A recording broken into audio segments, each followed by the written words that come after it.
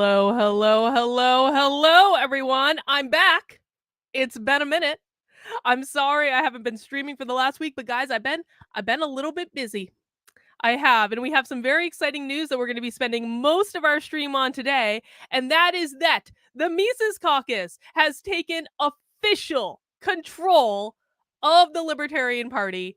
It is exciting. We're going to be debriefing today. I have a very special surprise guest that I'm going to be bringing on in a second, but we're going to basically be doing a recap of how we got to this point of the Mises Caucus needing to take over the Libertarian Party, some of the tears that have been cried about this entire situation. And guess what?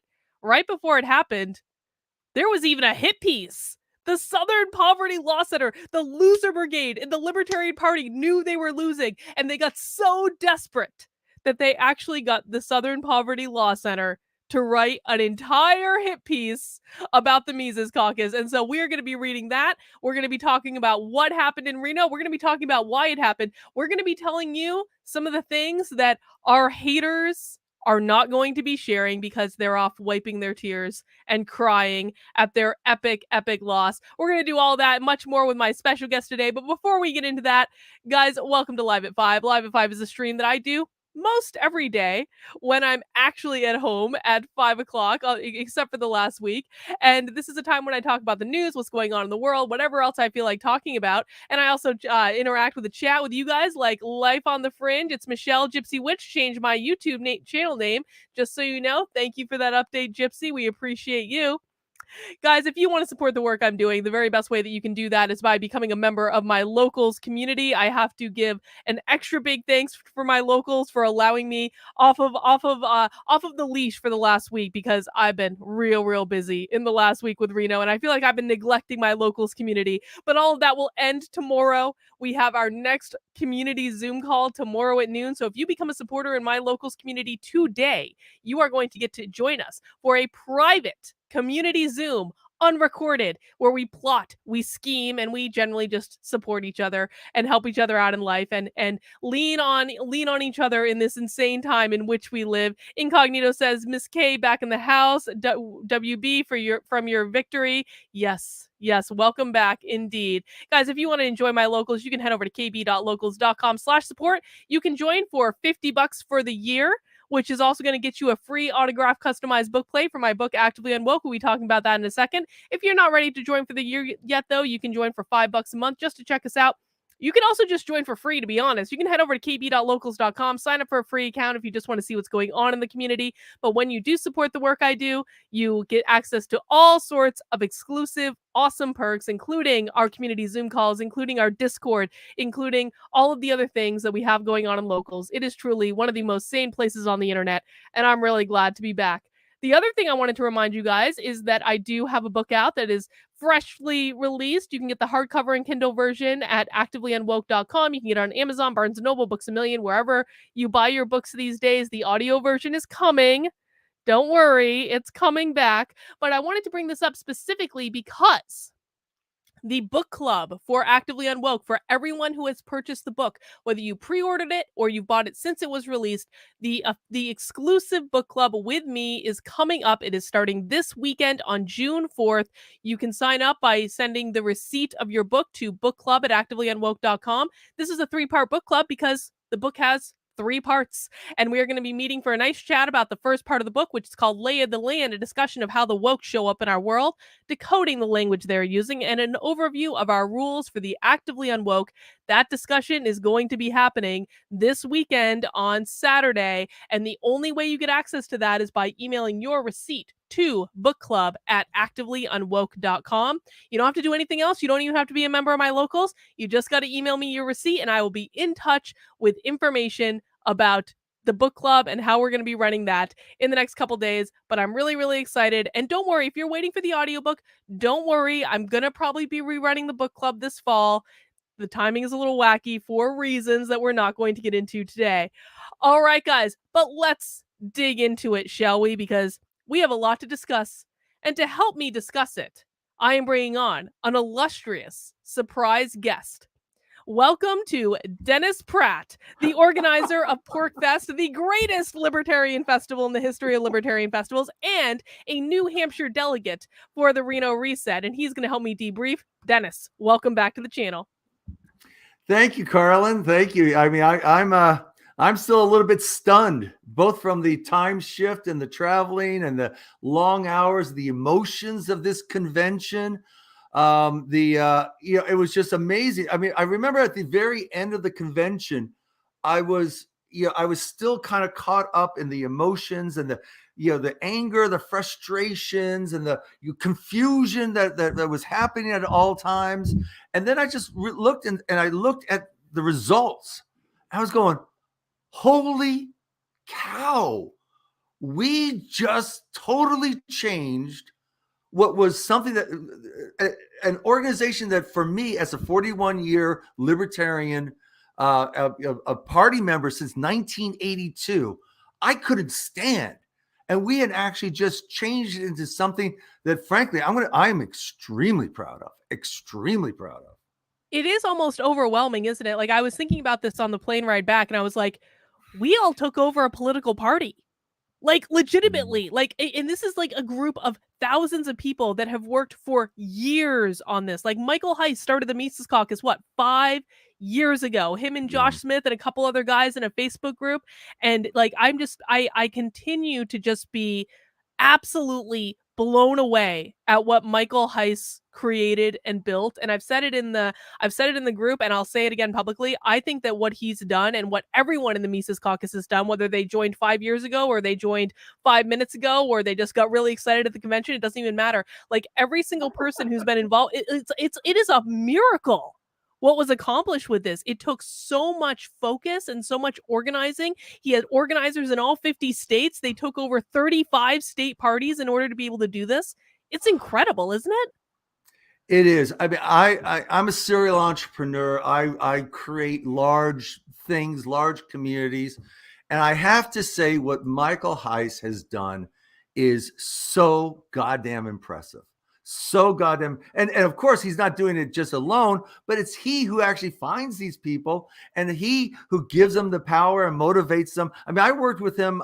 They were one of the sponsors of PorkFest last year, and it was a joy working with them. I wasn't a Mises Caucus member at that time, but it was just a joy working with them because it was a no problem type of thing. Okay, here's how we're going to fix this. It was just like boom, boom, boom, boom. Everybody else, not everybody else. I'm exaggerating here, but I have to tell you, as an organizer of the largest Liberty Festival in the world, the longest continuing one, everyone wants to dump their problems on me. I'm like going forever. Look, honey, I cannot solve your local problem for you, but I can do this for you, and it was just such a relief working with the Mises Caucus folks. It was just like, okay, I got that, and then they come back 3 hours later and they've got a solution. Not only do they have a solution, but they have a solution that's even better than what I was hoping for. That power, that the people whom they've actually assembled, I think Tom Woods likes to call the anti-Mises group the loser brigade.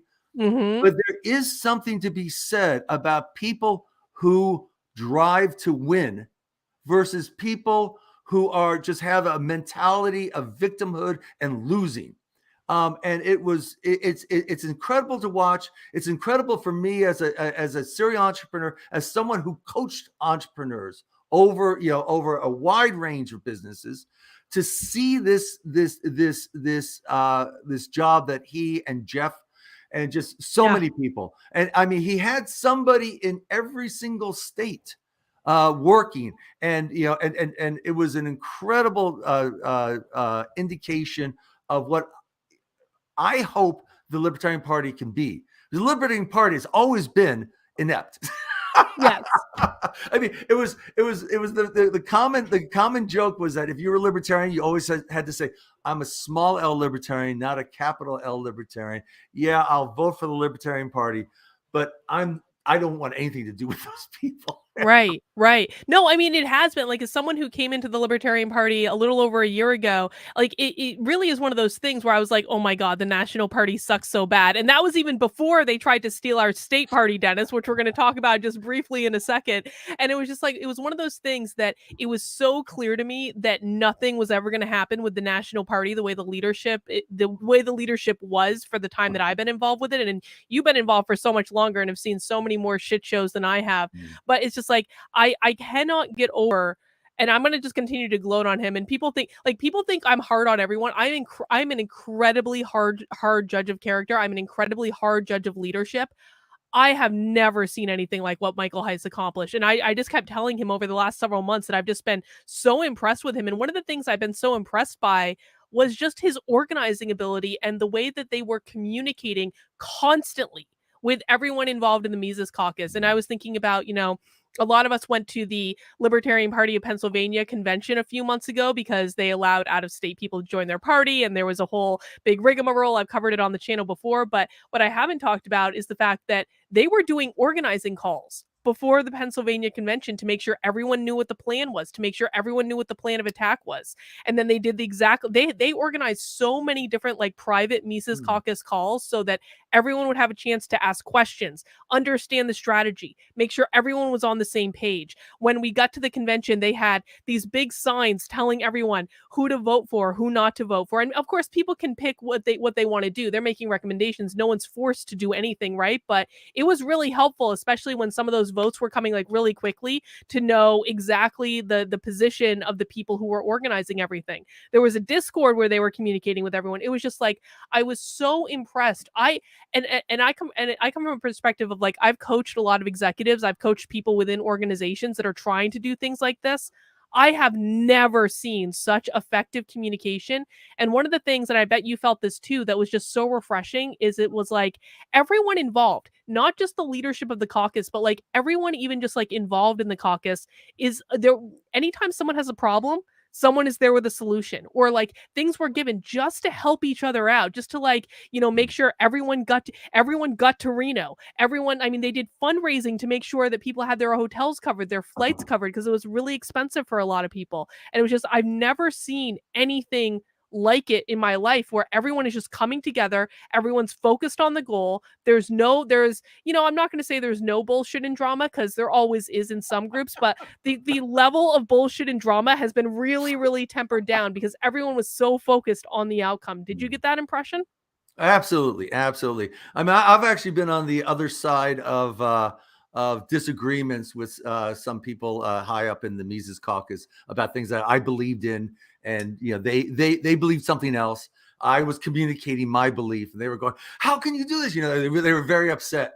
So there is definitely still that kind of that bare knuckle type of thing where we have disagreements. I know that our caucus was pretty damn solid for the Mises caucus and all, but we had a few things that where people voted differently, and we actually had one that split halfway. So but yes, absolutely. That's the thing. I was talking to at the Libertarian Party convention. That's kind of good hunting ground for the Free State Project.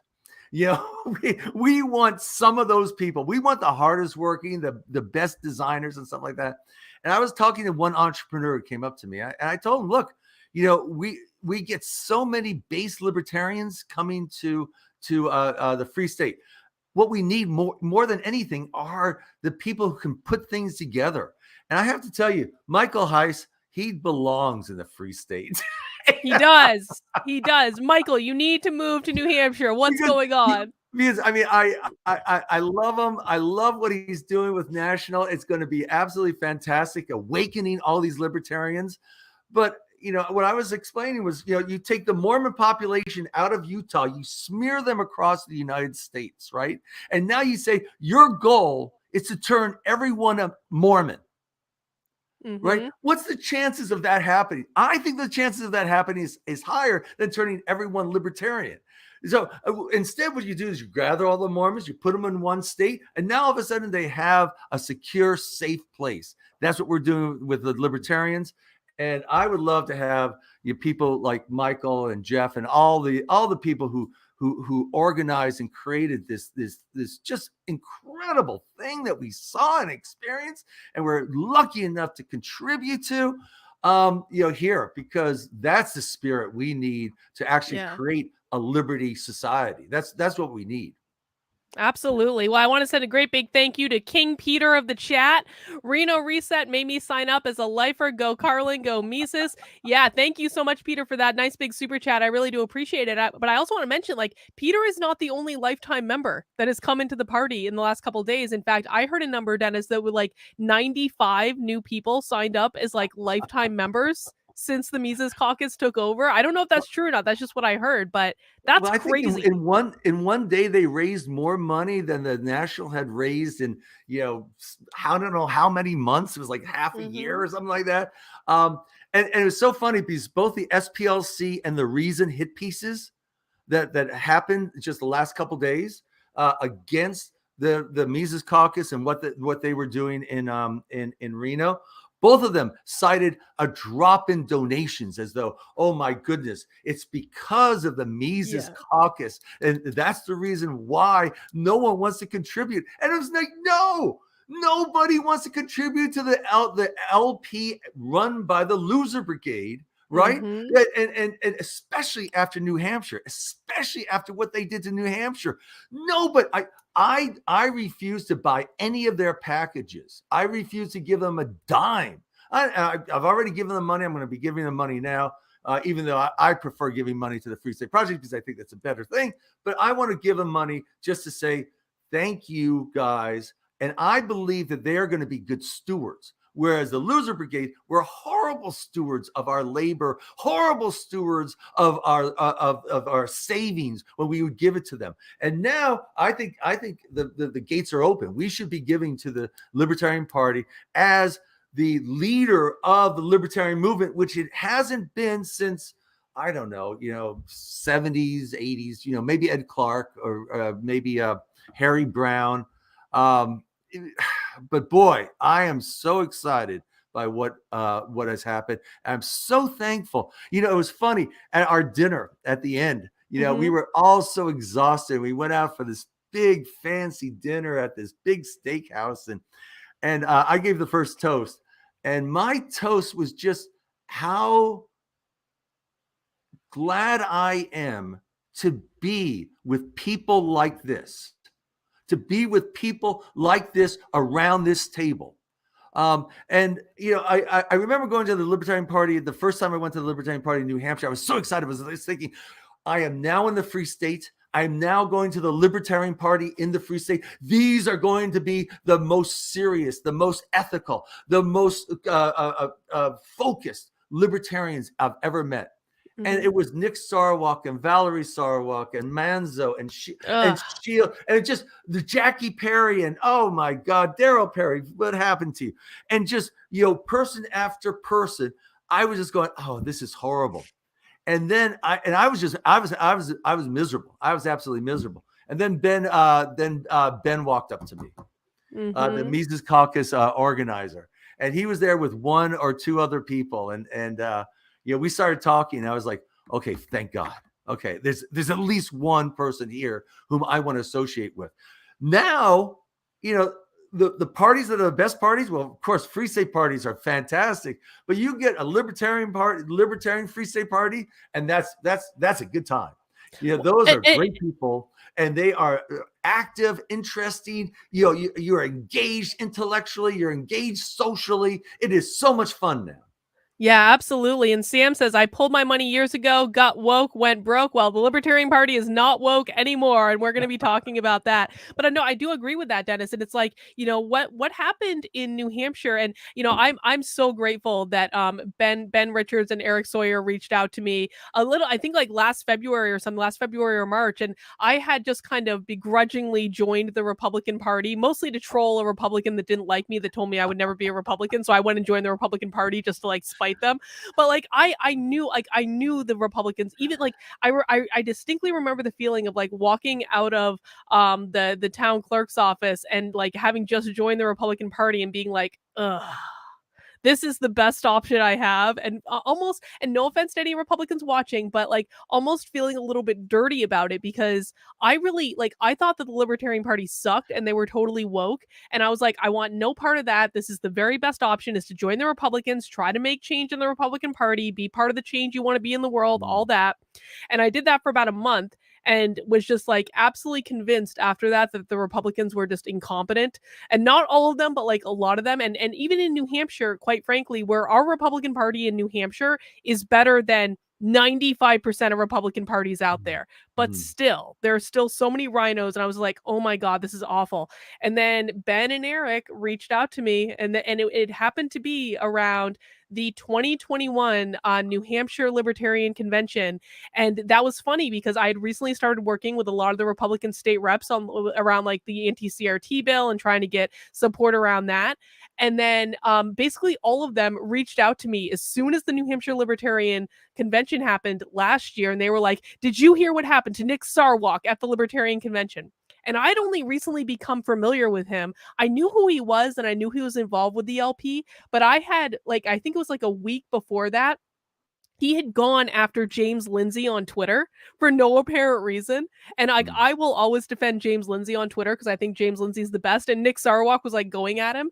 And so I guess like all the Republican state reps saw this happening on Twitter and they reached out to me, because what happened was the New Hampshire LP noted Nick Sarwark for like state treasurer. They pulled this maneuver where people literally voted to have no one in that position over Nick Sarwark. And I was like, what's going on? Like that absolutely got my attention. And then Ben and Eric reached out to me. We had a beer and a pretzel, and that was like all she wrote. And I'm so happy and grateful that I got pulled into this, because for me, like, and we'll talk about the coup in New Hampshire in a second, is something that kind of got you really focused, like on involved with the Mises Caucus as well. And I think you actually joined the Mises Caucus after all that nonsense and bullshit. Actually, I didn't join until well after that, and I'll talk to that. Yeah. Oh yeah. Okay. We'll have to redo the timeline. But like, I mean, it's one of the things that like in New Hampshire around the coup of our state party last year, it was something that really brought the New Hampshire LP, the New Hampshire Mises Caucus, and the Free State Project kind of together to like all be on the same team and like all be working towards the same thing. And it's a really nice community to be in, where everyone's focused on the goal. There's infighting, but it's also like people are really focused on actually making change. And coming from, obviously I was a Democrat prior to 2020, and then kind of being like involved with the conservative MAGA movement, where lots of people talk about things, but they don't actually do things, to now being involved with the libertarians in New Hampshire, especially. I'm so grateful to be a part of this community. It's a breath of fresh air. People are focused, they're driven, and it's no bullshit. And even though we might have our infights and our spats every once in a while, one of the things that's so brilliant is that in New Hampshire, we solve our problems by like a competition to be the best liberty activists. So it's like, it's so great. But let's go back to the New Hampshire coup, because for me, I think that this is when like a lot. So for those who don't know, and I was one of the people that was covering this on the channel, the National Party, the former, now disgraced chair of the National Party, was basically tried to facilitate a coup in New Hampshire after the Mises Caucus took over the state party in New Hampshire. They literally tried to steal our state party. And I think that this was the start of all the bullshit that we have been experiencing in the last year with the Libertarian Party nationally. Can you just let's do a little recap of like what happened in that and how that kind of started to bring things together for us? I mean, I think the story really has to go a little bit earlier when All right. When the Mises Caucus came into the convention about 4 months before the coup, and they won the convention. Now, I voted with them quite a bit, but I wasn't a Mises Caucus person. I just really, really, really believe in libertarian. I'm like the #1 writer on libertarian ethics. I really appreciate our libertarian leaders. And Nick Sarwark, I think we have to give kudos to Nick Sarwark, because if it were not for his constant knocking down our best libertarian thinkers and leaders, people like me would be like, well, I'm just going to ignore this. But I was so angry. I was one of the most adamant that we had to note Nick, because just the statement, we're not going to put up with that type of smearing, personal destruction, politics as a Machiavellian game BS. We're not going to put up with that. That when people are good people, we are going to support them and we are going to see them as leaders. So yeah, I really supported the Mises quote unquote takeover in New Hampshire. But guess what? The Mises takeover in New Hampshire wasn't a takeover. They split the executive committee half and half between Mises and the old guard, not the crazies, not the people who just are smearing. Every single person's a racist and a transphobe and a homophobe. Every single person that's just their playbook. But instead, the people who seem to be, open and talk to us and didn't start off with, some sort of slander. So they split it half and half, and then they also respected people like myself. Who, I'm an old school, old timer, Libertarian Party, and they were like, oh, geez, they read my stuff. And they were going, oh, okay, and so they kind of joke, well, we thought you were Mises, and I go, well. I haven't really. The last caucus I belonged to was the Feather Caucus that in 1988 voted against Ron Paul.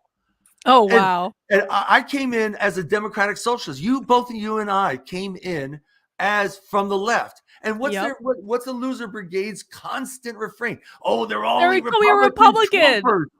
I was a Republican for like 15 minutes, dude. I was a Democrat for 20 years. What are you doing? Oh my God. We don't know any economics. I mean, really? I will admit, I have not yet read the 12 economics books I was given to read upon joining the party, but I promise I will someday. I broke the curve at MIT. Okay. I broke the curve at MIT. So, it was just so frustrating. And then we basically got into this thing where they were doing what they had said they were going to do, which was coming out with very strong libertarian positions without pulling punches.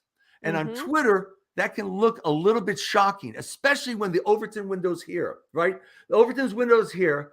They go here, and everyone goes, oh, you can't say that. Now, in the authoritarian 49, I understand the problem. In the authoritarian 49, they are so used to just begging their masters, please, will you give us a little bit more freedom? We'll produce more tax dollars for you, and therefore you'll have more things to waste our money on.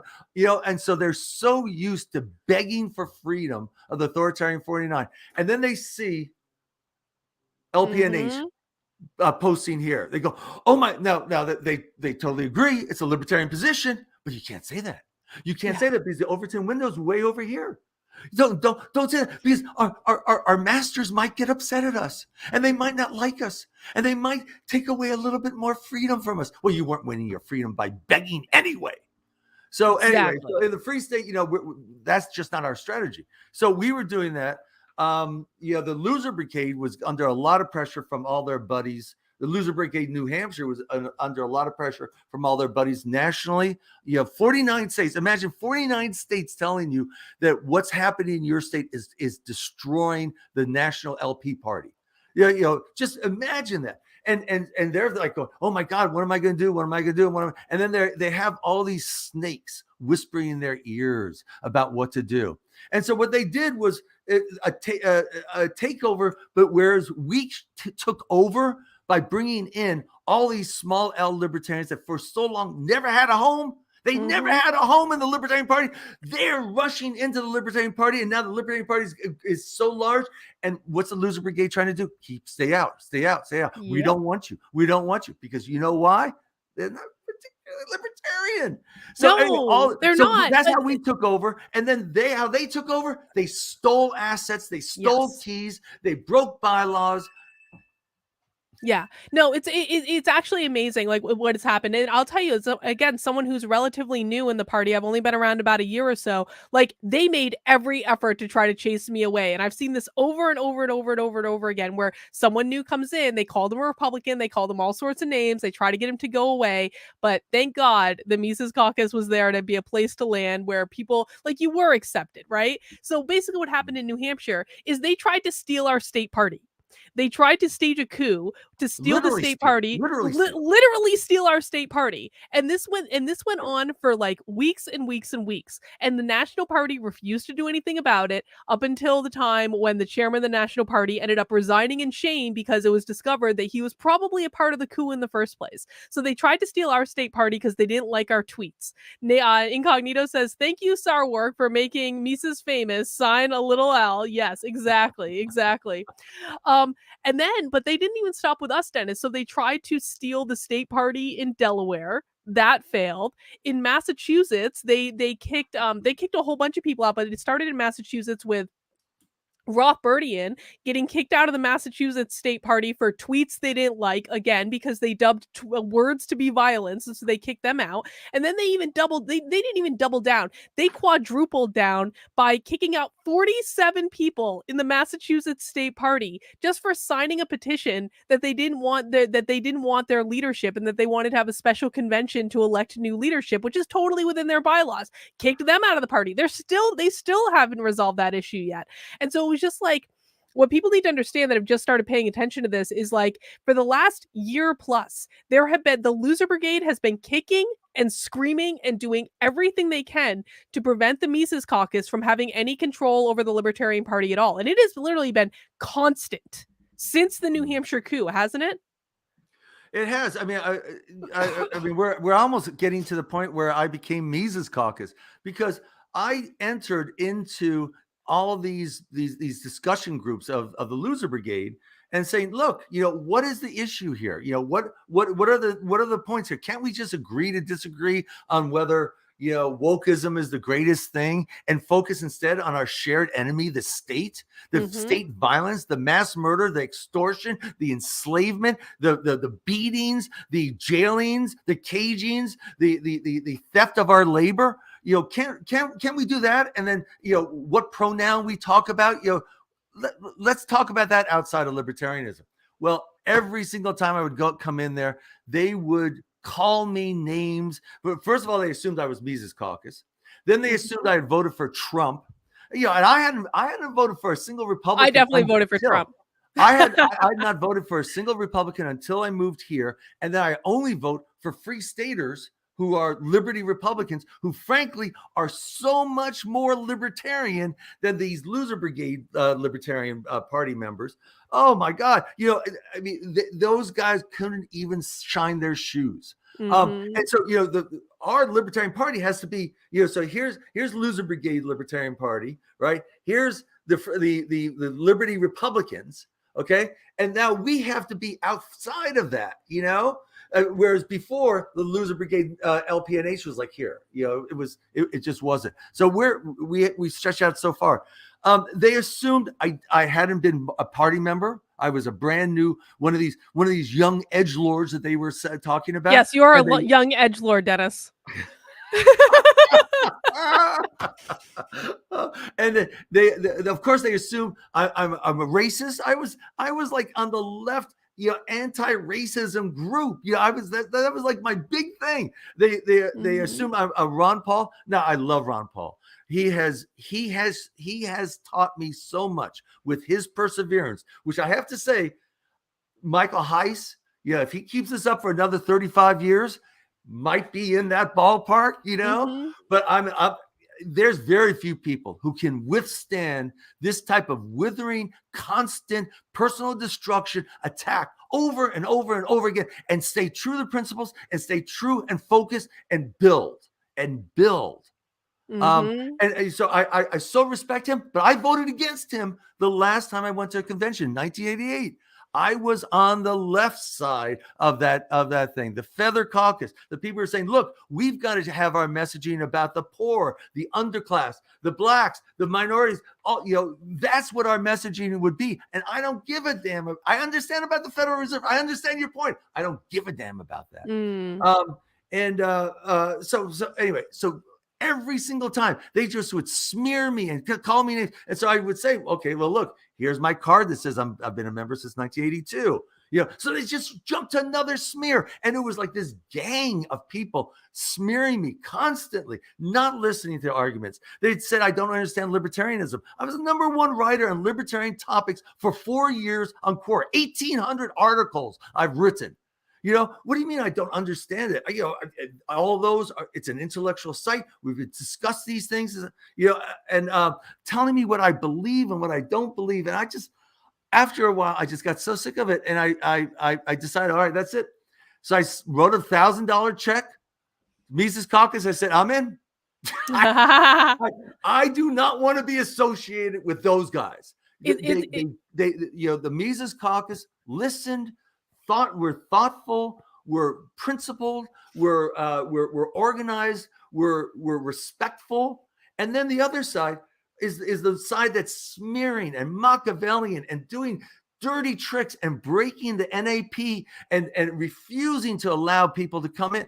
We have literally been hexed. They hexed us, Dennis. Hexing is a NAP violation. I'm sorry, Jackie. Hexing people is a NAP violation. I'm too much of a scientist to believe that stuff. Well, but here's the thing. It's like hexing doesn't work if you don't believe it does. But like the intent to cause someone harm because they're in the Mises Caucus by placing a hex on them. I'm sorry. That's an act of aggression, whether we believe it's real or not. Well, it's so funny because she actually was hexing. When we weren't there, she was going around our table at the convention. Yeah.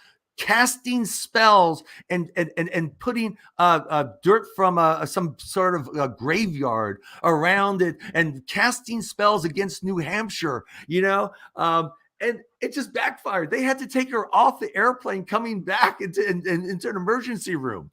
No, really? I didn't know that. Yeah. Jackie got pulled off the airplane? I think she got pulled off the airplane. I mean, she somehow was taken to a hospital. So she was ill or something like that. So I don't know if her hex, karma's a bitch, Jackie. You hex people, you're gonna get it back. I just don't know. I don't know what to do with. Well, I think that's so there essentially to bring us up to speed. There's been a lot of nonsense. For not just the last year, but the last year has been a lot of nonsense. And where I want to start today is actually right before the convention, as we were all traveling out to Reno. They tried tried to play their trump card of nonsense, Dennis. And you know what they did? They wrote this article and had the Southern Poverty Law Center print it, the Mises Caucus. Could it sway the Libertarian Party to the hard right? And so we're going to read this hit piece and just talk about it real quick before we get into the convention stuff. Sam says, there might be a good reason her spells backfired. Yeah, well, that's what happens when you hex people. Sometimes it backfires. But like, this was actually, I mean, I remember like, I was like in the airport, I think, and I saw this article come out. I was like, holy shit. The Loser Brigade actually got the Southern Poverty Law Center to denounce the Mises Caucus as a hate group.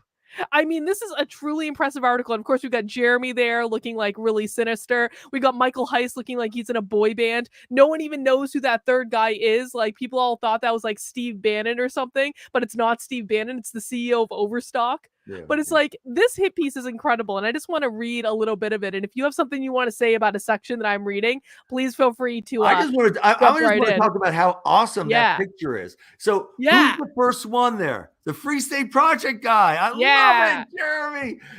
Because I mean, if you look at the two hit pieces we had facing us, both of them mentioned New Hampshire over and over and over again. Oh, they hate us. And there we are, right there, up there with a god, Michael Heiss.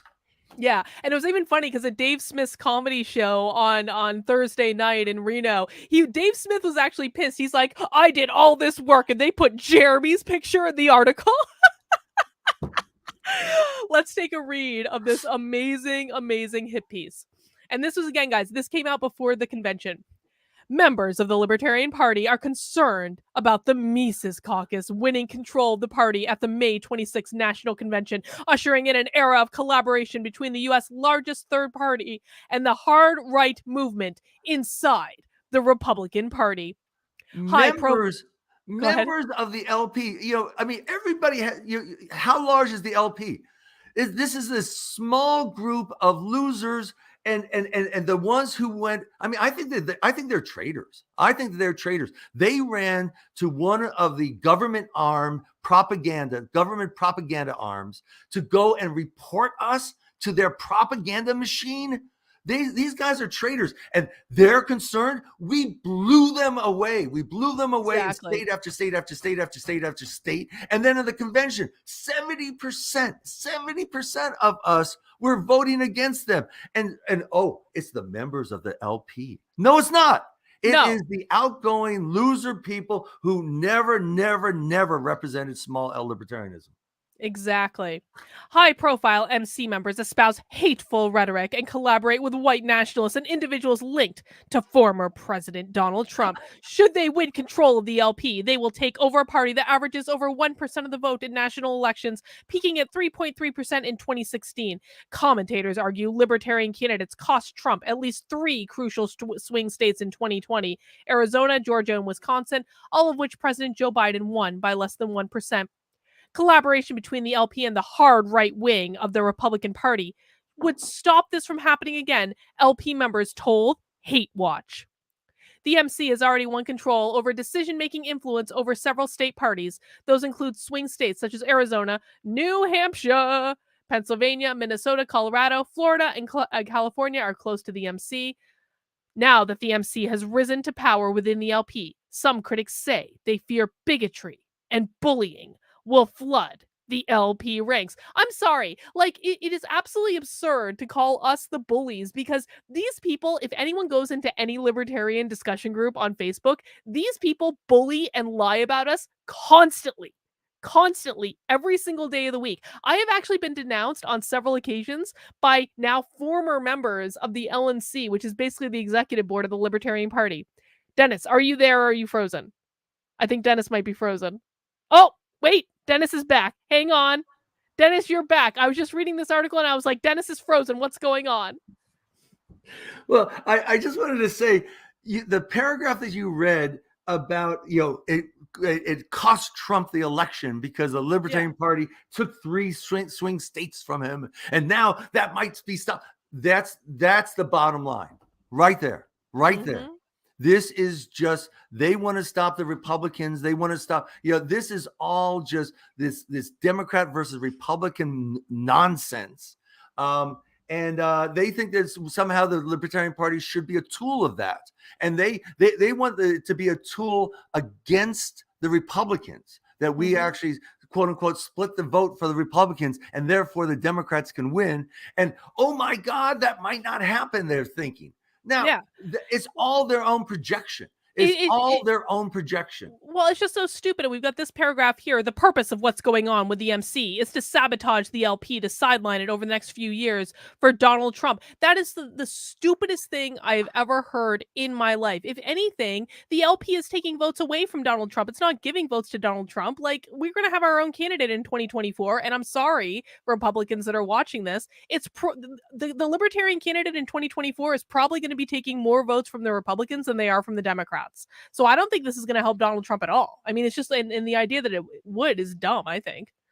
Well, I mean, if you look at the year of Donald Trump, the Libertarian Party should have done so much better. Yes. Everyone was disaffected. Everyone was fed up with the establishment parties, absolutely fed up with establishment parties. And so where was the Libertarian Party?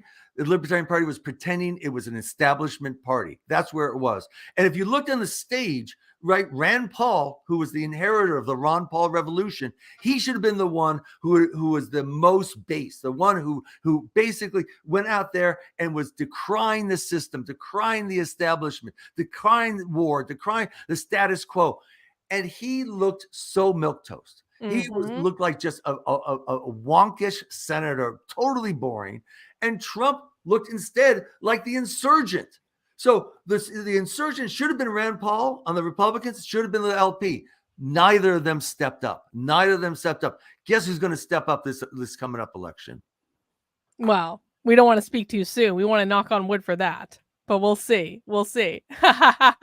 Now, continuing in the article, we're only going to read bits and pieces of it, guys. Ashley Shade, The former chair of the Massachusetts LP resigned her post after her state party expelled Mises caucus members over claims of harassments and demands to hold an early convention. No, that is not what happened at all. 47 people in the Massachusetts State Party signed a petition asking for a new convention, which they are allowed to do in their bylaws. And rather than hold the convention, the loser brigade kicked them all out of the party and created a massive kerfuffle in the state of Massachusetts, where there are now 2 different parties, but we all know which one is the rightful one. Shade, who is trans, asserted in an April 10th Facebook post the MC bigotry and hatred had prompted her recent absence from social media. She wrote she was successful in teaching many people about trans rights and issues, but she has experienced more harassment and threats than support. Shade called the MC a cult and a tool of the Republican Party. And we should also mention that now, given that we've taken over, Ashley Shade has left the the Libertarian Party and has joined her rightful place. I think with the Democrats. Did she become a Democrat? I'm not sure. Maybe she's an independent. I don't know. She went independent, quote unquote independent. But yeah, should have joined the Democrats. She would be a very good Democratic, Liberty Democrat, I think. I think so too. Let's continue. MC positions mirror the Trump-aligned hard right, but libertarians who view personal freedom and non-aggression as their core beliefs have historically held pro-migration, pro-choice, and pro-LGBTQ positions. Well, this pro-choice thing is going to come up in a second. We'll talk about what we did with the abortion plank at the convention. Excuse me. The MC has links to Trump's orbit. John Hudak. Of course, John Hudak was involved in this article. John Hudak of Fakertarian fame, an LP member and former member of the Mises Caucus, shared screenshots of private Mises Caucus links groups on social media. Hudak also runs Fakertarians, a blog dedicated to addressing bigotry in the LP. Screenshots show Michael Heiss, the MC chairman from Pennsylvania, claims to have received donations and solicited advice from Patrick Byrne, former CEO of Overstock. So this is, Dennis, this is the big smoking gun in this entire article, was that Patrick Byrne donated like $5,000 to the Mises Caucus in like 2017. Oh, but you have to read a little bit further, because Patrick Byrne talked to Jeremy Kauffman. Really? Oh. Is that what we're getting into right here? Well, let's take a look at this. Let's take a look. Because we're talking about New Hampshire now. Now Jeremy Kauffman, who is so busy with so many different projects, oh, God. with the Free State Project being so far above all these things. It's like those crazies who have the yarn going here and here and here. That's all they're doing. Just this person talked to this person, and this person once said in this one article here, he said this. Well, totally taken out of context. It's not even that he talked to. No, I don't think Jeremy talked to Patrick. I think they're saying that we're getting into it here, that Jeremy had a secret meeting with Steve Bannon. All right, let's read this section. The MC first made national headlines in June 2021 when members of the Mises Caucus won control of the New Hampshire State Party, prompting an internal power struggle and resignations. Well, no, that's not true. That's happened way before June 2021. June 2021 was when they tried to steal our state party, and they basically beat them back. An August 21 report on the power struggle prepared by the LP noted several libertarians were concerned by talk of Steve Bannon working with the Mises Caucus to take the Libertarian Party off the ballot in New Hampshire and other states, which Heiss rejects. Well, that's just stupid, right? We're literally working on an election to get ballot access in New Hampshire for Jeremy and me, technically, but mostly for Jeremy, of all people. So that assertion that we're trying to get off the ballot is just stupid. We're literally working on that right now. But here's where I really appreciated this. The New Hampshire Mises Caucus includes Jeremy Kauffman, who authors anti-trans tweets on his own account. Anti-trans tweets. Kauffman was a spearheading member of the New Hampshire takeover and is the LPNH nominee for a New Hampshire Senate seat, for which he would have to be on the ballot. I'm just saying. Kauffman is CEO of Library, a decentralized blockchain-based network service. Library owns Odyssey, a YouTube alternative that hosts far-right and neo-Nazi content. Now, here's where I knew, Dennis, that this entire article was nonsense. I mean, I knew that before, but here's really the clincher for me. 3 LP members also claimed Kaufman and Steve Bannon met in Massachusetts after Biden was inaugurated. I read that. I was like, Jeremy would never go to Massachusetts to meet with Steve Bannon. That's just bullshit. Yeah. It's so funny because Kaufman is also a guy who is personally extremely I don't want to say progressive, but open, loving, trans. He doesn't give a damn about any of that stuff, you know? I mean, he doesn't think that's libertarian, but personally, he's kind of in with us where, we don't care, Why are you guys projecting your own hatred as though we have it? We don't have your hatred. Stop projecting it onto us. But the other thing is, spearheading. This is the thing that just drives me crazy. I mean, I think we had just kind of lured Kaufman back into the LP or something like that because he had been, he had kind of given up on the LP. And the spearheads are the Eric Sawyers, the Seans, the Bens, there's all these guys who aren't being mentioned in any of these goddamn articles. Who are the spearheads? The guys who went out and took you out to coffee to say, hey, you might want to start paying attention to what it is that we're doing with the Libertarian Party. Those are the spearheads, the people who put together that whole convention and how we're going to do it. And I'm sorry, the people who said, yeah, we should work with these people. We should give them half the EC, half the executive committee. No, we should give them this power and that power, the power that they later use to stab everyone in the back. Exactly. I was very much against including anyone outside of the Mises caucus in the executive committee. And, I mean, there are some people that aren't technically Mises that made it. And I think that's fine. But I was very much against some of that stuff. And maybe we'll talk about some of that in a bit. Dennis, is there anything else from this article that you want to look at? They've got Nick Sarwark quoted in it. They've got where did I see? Sasha Cohen, I think, is in it. It's just what the Southern Poverty Law Center did is they literally got all the worst possible people in the Libertarian Party and claim that they represent the Libertarian Party when they absolutely do not. They represent a very vocal minority of whiners and complainers who couldn't stand that they were losing and decided to plant a hit piece with the Southern Poverty Law Center. Yeah, the people whom they go to for comments were all the people who were holding back the Libertarian Party from being successful, from representing small L libertarianism, and the Southern Poverty Law Center being the propaganda arm of the authoritarian state is totally happy with a feckless Libertarian Party. That's what they want, and so. These Libertarian Party members are very concerned. Well, we're very concerned with those Libertarian Party members, I have to tell you. Those are the people that actually inspired the Mises caucus. They're the ones that people said, we can't take it. Heiss was the one who kind of galvanized it, but there was so much discontent over decades of just looking at this losing strategy and losing group. And it was so miserable. And it was embarrassing. It was just embarrassing.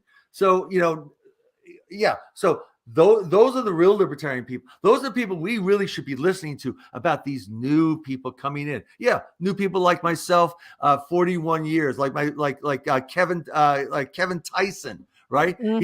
He was actually in the 1988 convention with me. And he was also Feather, coalition against Ron Paul. Man. So, yeah. All these new Republicans. No, we're not. We're coming from the left too, A lot of people are coming from the left. It is just the way it is. Well, let's talk about what actually happened in Reno, because let's just give the too long didn't read version. The too long didn't read version is that we won everything. We won 100% of the things that the Mises Caucus wanted to accomplish at this convention. And it was a little bit sketchy for a minute. I'm going to be honest. The first day was a little bit rough. But we'll go into the process of what happened. But the too long didn't read version is that literally every single candidate for every single position that the Mises Caucus endorsed was elected to that position, including Angela McArdle as chair of the Libertarian Party, including Karen Ann Harlos getting reinstated in her rightful position as secretary, including Todd Hagopian getting being named the CFO. We're going to call him of the Libertarian Party because he wants to make sure that the treasurer position is not just about reporting numbers, but actually about being proactive about things. Not listed on here, Josh Smith is now the vice chair of the Libertarian Party, which I know there's a little bit of contention. That was probably the most stressful race of the whole thing for me, but I'm so thrilled that Josh got elected VC. I hammered hard for him. I know a lot of other people did as well. We got every single member of the Judicial Committee that we wanted and endorsed. We got every single regional rep, every single at-large position. I mean, it is just incredible. We do have complete and total control of the Libertarian Party, and every one of these bad people that were making bad decisions no longer have any position of power at all, and that's exactly the way it has to be. I was shocked. Like I said, Ron Paul taught me a lot about perseverance and toughness and sticking, even though you believe in things, even though people are denigrating you, vilifying you, and just you don't care. You don't care. The Southern Poverty Law Center, that after every single person that they smear, they said did not respond to our inquiries, inquiries which were done like 5 minutes before this thing went to press. And I think the only response there is, may I say it? Do it.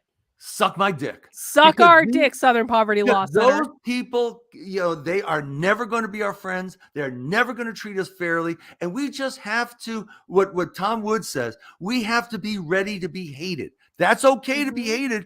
We have to be okay to be hated by the people who are trying to enslave us. The loser brigade is just so much better at parliamentary procedure and Machiavellian machinations, and they beat us. I think we were kind of clumsy going in there and doing the things that we did. There were a couple cases I go, oh my God, why now? And I thought Sarwalk and his group, they played a masterful game. We just had so many more numbers. Yeah. And we had a couple of really super good parliamentary people. The trouble was, were our communications good enough to get out to the idiots like myself? Yeah. And in some cases they weren't. You talked about the signs that the sign to vote for something had Ron Paul like this. Yes. And the sign to not vote had Bill Weld like this. Yes. That was red, and it was green for Ron Paul. But the sign holders, if you were supposed to vote no, early on, they would hold their signs down. So of course it was like, should you vote? Everyone stand for if you vote yes. And we're looking around for the signs, and there's no sign. It was a little rough on the first day. I'm going to be honest. The first day had a few kinks to work out. You have to tell us no before the yes vote comes up, because we don't know if you're falling asleep or what. Exactly. So a lot of it, there was a lot of stumbling, I thought, and that type of stuff. A lot of nerve-wracking, the games they played, the dilatory games, the refusal to hand in ballots and try to wait us out. Oh God, that was one of the worst parts. Was like, okay, so to give everyone some perspective about what happened. So the loser brigade, once they realized, like, we had probably, between the Mises Caucus and Mises friendly people, probably 70% of that room. And that's, again, not to say that everyone voted the same way on every issue, because some votes were closer than others, but we had 70% of that room. And we knew it really early on, because what they tried to do was they tried to challenge the delegation from Pennsylvania, which was one of the largest Mises Caucus delegations. It was like the way they did it at the state convention. I've covered it on the channel before. But they tried to challenge the delegation from Pennsylvania. And the moment I had when I realized that this was going to be a really good convention was when over 70% of the room stood up and was like, no, the Pennsylvania delegation is being sat. F you guys. And they stopped kind of challenging. Like, we all thought that our delegation from New Hampshire was going to get challenged, and we didn't end up getting challenged. And I think that they knew that it wasn't going to be a good strategy for them. But they were just trying to waste time and slow things down the entire time. That was the biggest shock for me when they didn't challenge New Hampshire. They didn't. Yeah, I thought they were just going to challenge every single. Well, we had 30 or 35 states that were heavy Mises, and I thought they were going to, certainly the contentious ones like New Hampshire. They knew we were against them, because they had stolen from us. They had literally stolen property from us, and stolen money from us, and we were like going, we don't like you guys. Yeah, But there exactly. were other states that came in heavy Mises, and they could have just spent the whole 3 days contending things, and they stopped when they saw what happened with Pennsylvania. And I think they knew that if they just kind of went after every single state, it would be more than 70% that would be against them. Well, exactly. But they were really trying their level best to slow everything down. And it was like it was infuriating. Thank God, Dennis, there was a Bloody Mary bar at the bottom of the stairs, and we availed ourselves of that Bloody Mary bar on more than one occasion, because it was just like infuriating how they were trying to slow everything down to the point where on the last day, there were states that were refusing there were state chairs that were refusing to hand in their ballots or even go get their ballots to vote on certain things just because they wanted to delay it as long as possible. They were writing in absurd numbers of candidates just to waste time so that we couldn't get to things, because the things that they really didn't want us to get to after we elected all of our candidates was there were two changes to the platform that were made that I want to make sure we hit on before we look at this Reason article, because it's not going to be covered in the article. After the elections, one thing that they did, which I thought was a really, really good idea, is they removed the abortion plank entirely from the party platform. Because what happened, and you can probably explain this better than I can, Dennis, is the Libertarian Party technically didn't take a position on abortion, but it said something like, recognizing that there are good people on both sides of the issue, we just don't think the government should be involved in it at all, which sounds good, except when you get to the pro-life people who are like, that's a pro-choice stance. Essentially, the argument that the pro-life people were making is that the position the Libertarian Party was making was a pro-choice stance. So the best solution to this is just to eliminate the plank entirely, which they actually did. And I actually have video of it. Hang on, somewhere. Right here, you can see all of the people standing up for voting to just get rid of the abortion plank entirely. So now the Libertarian Party makes no comment on abortion at all. It is not pro-life. It is not pro-choice, because quite frankly, there are other priorities and I'm sorry to pro-life people who probably don't want to hear this. There are other priorities that we're interested in fighting that just aren't abortion, and we just don't want to take a position on the issue. So I thought eliminating that plank was a really, really good and positive thing. Some of the pro-choice people, not so much. But I don't really care. I think it is the smartest thing in the world to not take a position on this issue. It is the third rail of politics. No one's going to convince anyone of anything, and we can put our energies in other places. What do you think about that? Well, I'm actually going to give a talk at PorcFest in the Liberty 101 on the difficulty of abortion for libertarians. Libertarianism is primarily an ethical movement. It's you as a human being own your own body, and no one may aggress against it. Abortion tests this. It tests it, first of all, on whether the fetus is a human being or not. If it's a human being, totally different from if it's a lump of cells, right? Mm-hmm. And libertarianism is an ethical position. It's not kind of a metaphysical philosophy. It doesn't say when life begins or when human beings. So you have to actually be outside of libertarianism to do that. So we don't know that. But even if it's a person, even if the fetus is a person, there's a secondary argument within libertarianism of who initiates the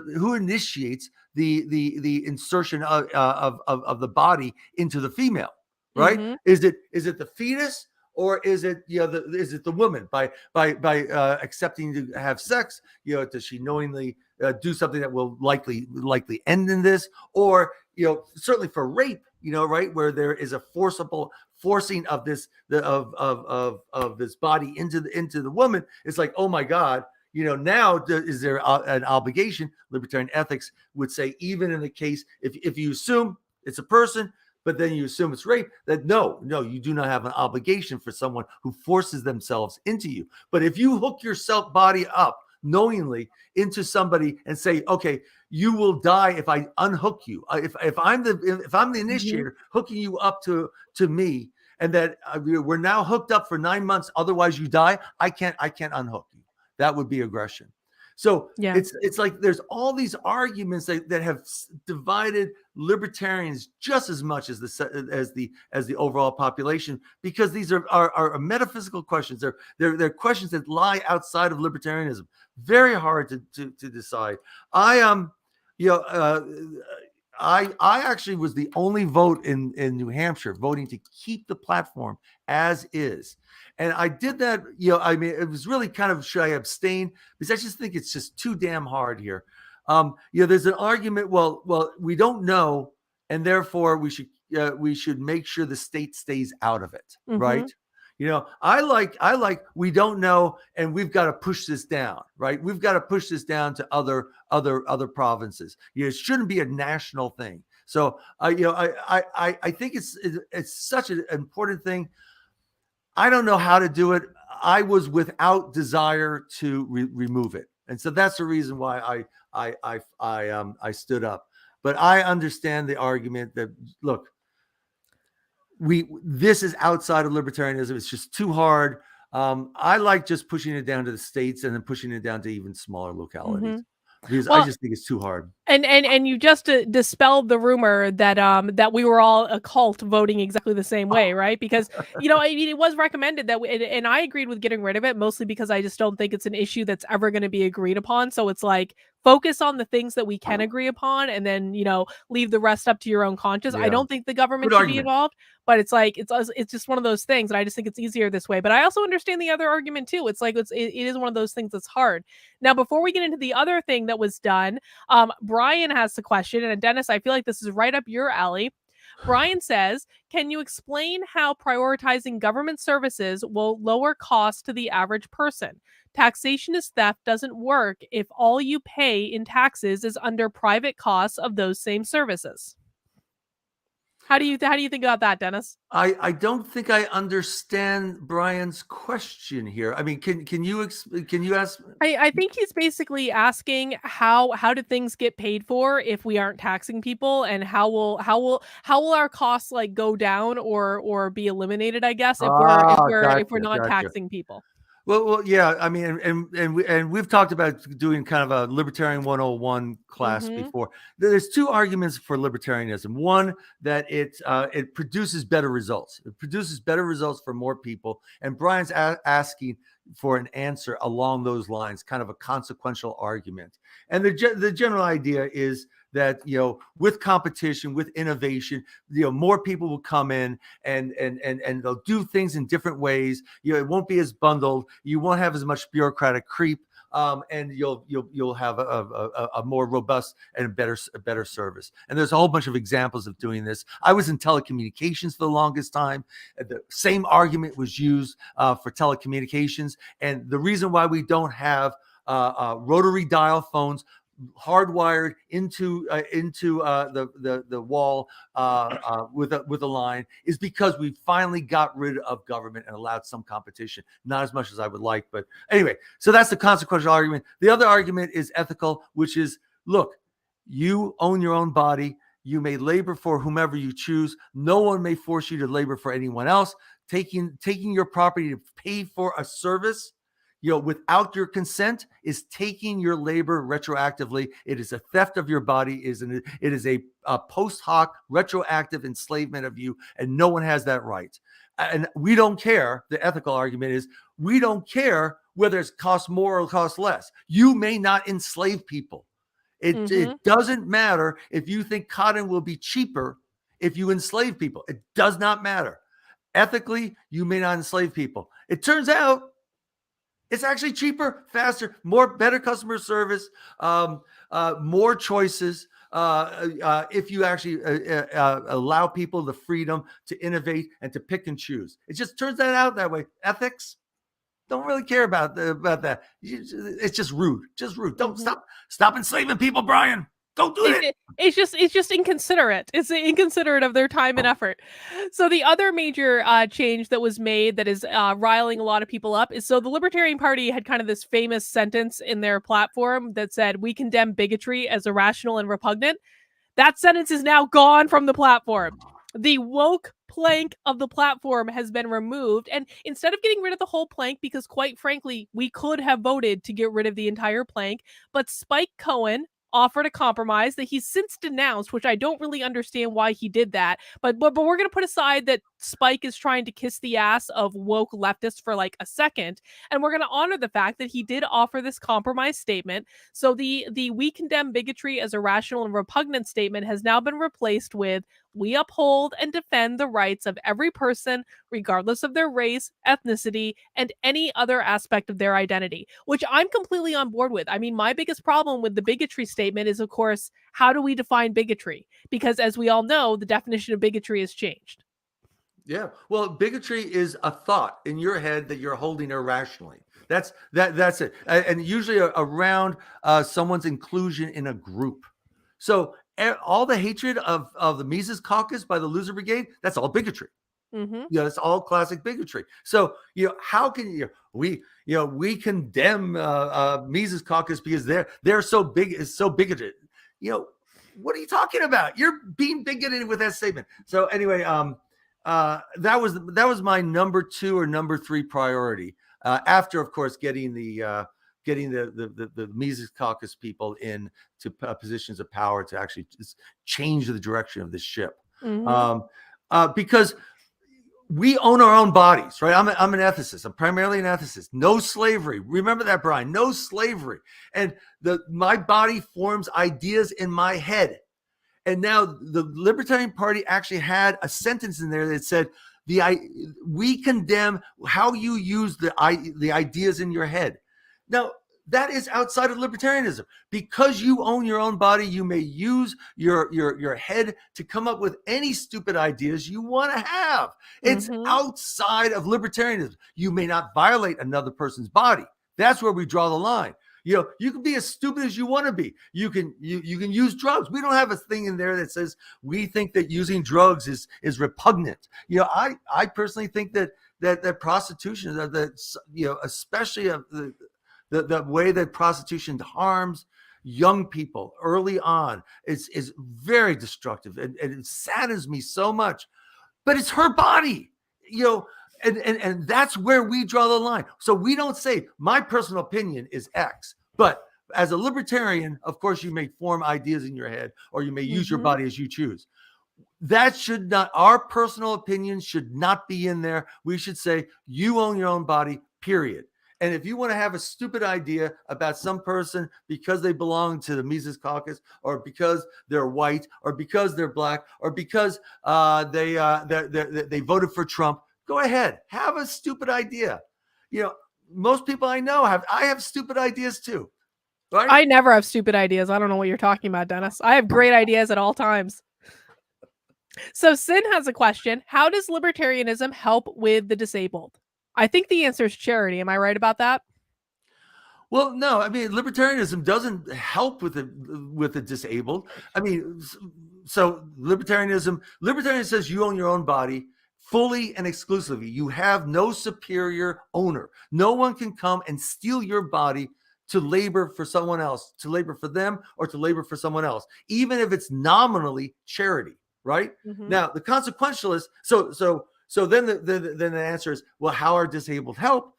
And they're helped through charity, right? Through your answer, they're helped through charity. And then of course, people say, well, that's not enough. I really need slavery to help because I'm really concerned that people won't be generous enough. Well, then there's all these arguments on a consequential basis of how the disabled will actually benefit far more by free choice, free entry, people picking and choosing where they want to spend their money, getting engaged. So as opposed to just handing their money, but actually getting engaged, and getting rid of this gigantic bureaucracy, this gigantic reporting structure, gigantic bureaucracy that government imposes and intercedes between us. We keep on saying, well, we see this in the Free State where we've taken the government out of intermediate. So people get hurt in the Free State and we're helping them directly, right? And we're helping them in innovative ways, in good ways. And, if someone's a shirker and they're not really disabled, we know about it and we're going, you might want to you might not want to contribute to that person. I saw him doing this and doing that, so kind of like I remember some people at the LP convention who one day were walking around just fine and the next day were in a wheelchair and then the next day were walking around just fine again, and I question the validity of that wheelchair. I'm just saying. I'm not going to say sure. who it was. I mean, yeah, so I find that I'm not saying that's true of all disabled people, by the way. I'm not saying that's true. I'm merely emphasizing Dennis's point that some people require help and some people pretend they require help when they really do not. Yeah, I wrote about this quite often. This was actually an area piece. I come from the left, and I was definitely of this idea of we've got to help the underprivileged and the minorities. We've got to help these people and that people. And it's a big topic. It's a big topic, but I think that it's really critical to understand both of those two arguments. One, even if you're disabled, do you have the right to enslave another human being? Do you have the right to hire a thug to force them to slave to force other people to be your slave? The answer is ethically no. You do not have that right. So how do you actually get other people to help you? Mm-hmm. And a lot of that. There's this thing that people are so mean to people nowadays because they've lost that I've got to maintain my social structures. Mm-hmm. Right. In the free state, we have these social structures and we know each other's reputation. We support each other. You see that in churches. Or remember, the government is getting out in the way of churches, right? Destroying the community of churches, destroying communities like the Free State Project and saying, oh, no, we'll take care of everything. You just give us all your money. And they build up this gigantic army of bureaucrats who are just basically a political bloc for the authoritarians. Mm-hmm. And they waste money. They don't give a darn about them. It's not their money. So they'll spend it on any stupidity that's possible, as opposed to you who actually, it is your labor and you will want to have it be effective, right? I want my labor to actually help people in need. I don't want my labor to be wasted in some crony by some bureaucrat or by some government crony. Well, I mean, okay, so we're getting some questions about libertarianism, and guys, I like listen. I'm happy to take your money and to have Dennis answer your questions. These questions are not related to the topic. Well, I want to just address them because they are giving me money, Dennis, and so I do feel the need to address them. But I just want to say, like, Dennis and I actually want to talk about the convention, and I can always bring Dennis back for like a libertarian ethics stream. I will say that it doesn't actually sit well with me that people feel entitled to my money just in the form of taxes. Like, that's money that I've earned. That's money that I've worked hard for. And I like, from my perspective, it just doesn't feel well when people say I am entitled to your money. Well, I'm more than happy to give you my money if I feel like you really need it. But I don't think that you have, and again, this is just newbie libertarian perspective. You're not entitled to my effing money. I'm sorry. But Brian says most government services have private counterparts. Public school costs $6,000 per child. Well, no, actually, that's not true, Brian. Public schools now cost upwards of $20,000 per child, so that's just incorrect. But let's just play pretend for a second that public schools cost $16,000 when they're taxing us $20,000.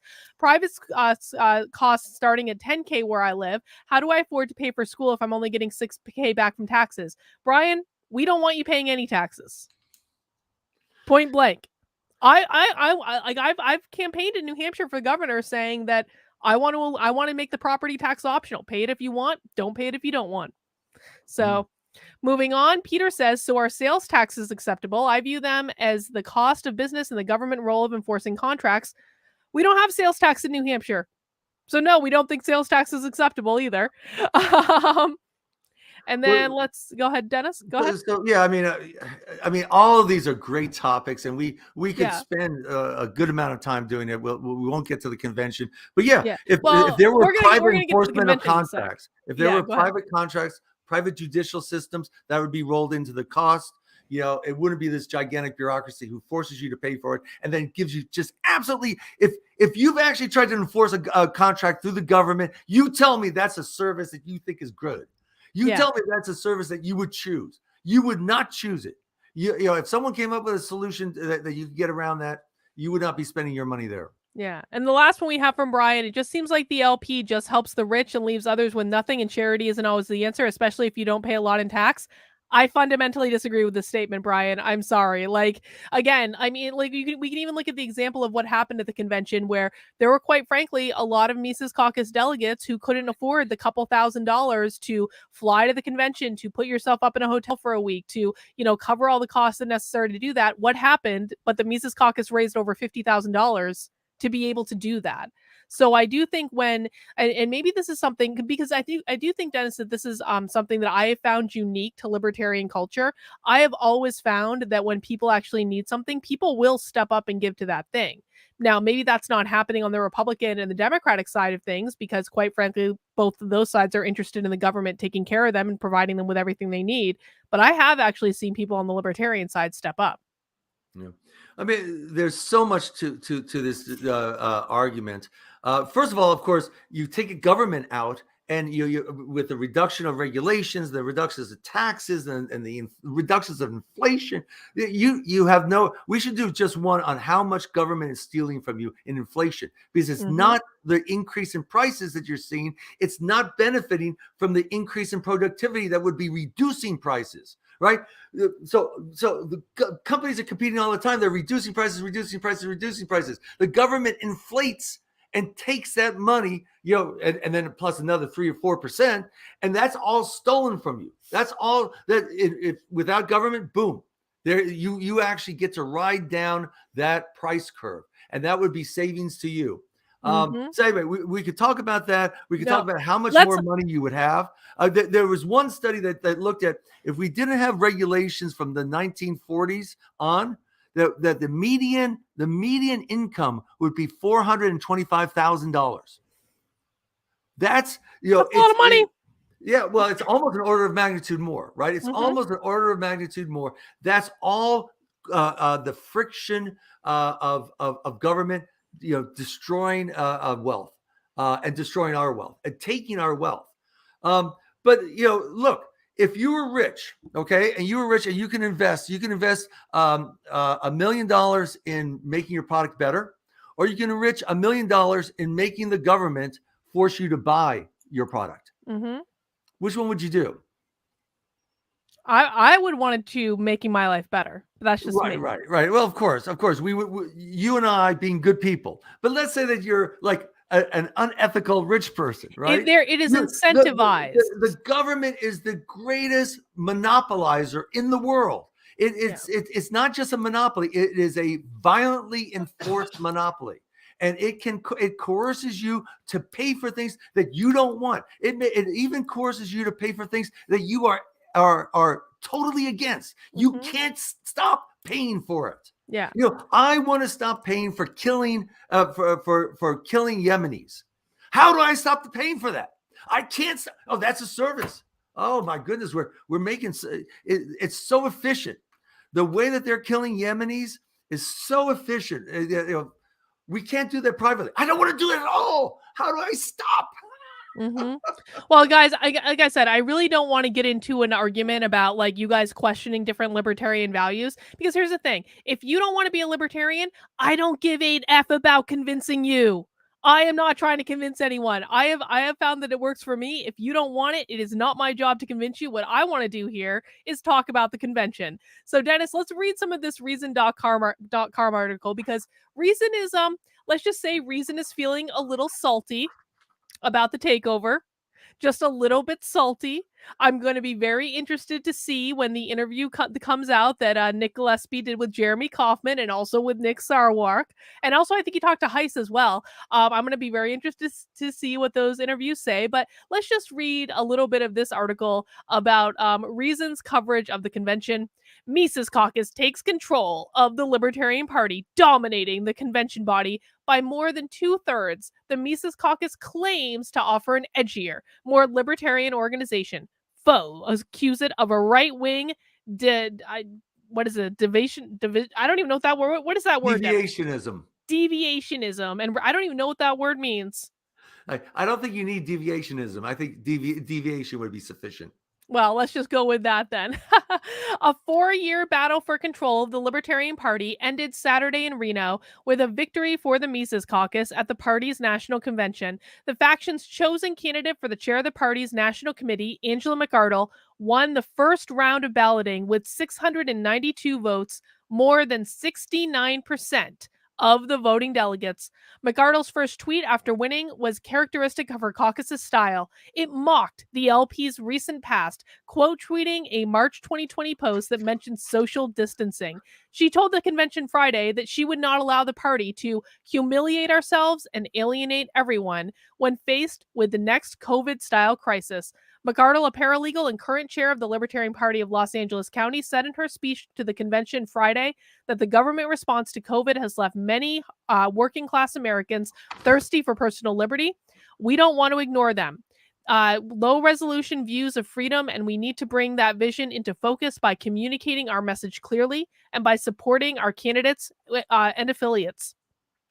While McArdle was the Mises Caucus candidate, the behind-the-scenes mastermind of its victory was caucus founder and leader Michael Heiss. His disapproval of Bill Weld and Gary Johnson's running mate in 2016 was an initial inspiration for the caucus's launch. He found Weld particularly lacking in libertarian orthodoxy, especially when it came to issues such as war and gun regulations. The party's official platform is a plumb-line-style libertarian, but its foes say that too many Mises Caucus members and fans downplay libertarians' positions that might offend the right, are intentionally obnoxious and bullying, and are often racist. And here we get our first mention, Dennis. For example, the New Hampshire Libertarian Party, a powerful vector of Mises Caucus messaging, tweeted on Martin Luther King Day that America isn't in debt to Black people. If anything, it's the other way around. The tweet was later deleted. Now, for the record, I was not in favor of deleting that tweet. I was overruled. But that tweet was also taken out of effing context. That's not what that meant. Well, that tweet I don't think you ever covered that tweet, but that tweet is really important because either we owe Black people, right? Either white people owe Black people something, in which case a libertarian, if you actually owe something, you pay your debts, right? Yeah. Or Black people owe white people, harder argument to make, or we don't owe each other anything, right? Mm-hmm. And I think the argument is the last one. This one's saying, look, it was actually responding to someone saying that America, meaning white people, it's so funny how they conflate America. It's because of the woke. People. It's because of the woke language game. Is what's going on with this tweet. My God, that's exactly what it was. It was a language game tweet that, when looked at on its own, okay, it could have maybe been wordsmithed better. I think we can all acknowledge that. But it didn't mean what Reason is insinuating that it meant. I'm sorry, it just didn't. All right, moving on.